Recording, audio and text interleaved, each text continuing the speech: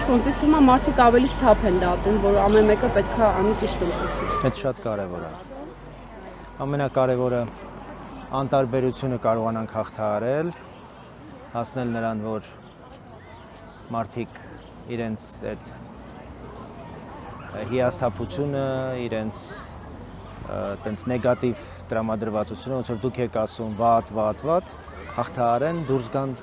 գնան քվեարկության։ Մենք ասում ենք, որ մեր երաշխավորը մենք պիտի լինենք, մեր գիտակցությունը պիտի լինի, մեր սթափությունը պիտի լինի, մեր ուժը պիտի լինի,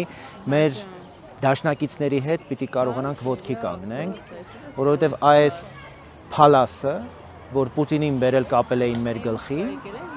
այդ Պուտինը մեզ բերեց հասցրեց այսօրվա։ Այո։ Իրանք ուրիշ Հայաստան չեն պատկերացնում։ Օտար մարդը չի Լսրա հայերենը լսել։ Ինչ-որ բան որոշի այդպես։ Այդքան բան։ Այս մարդը սկի վարչապետի տեխնացու էլ չի, Հայաստանի քաղաքացի էլ չի, Կիպրոսի ու Ռուսաստանի քաղաքացի է ու հանդես է գալիս որպես վարչապետի տեխնացու, որ իր քվեները տա մի ուրիշ փալասի, որ այս երկրին հոկտեմբեր 27-ը բերել ու մարտի 1։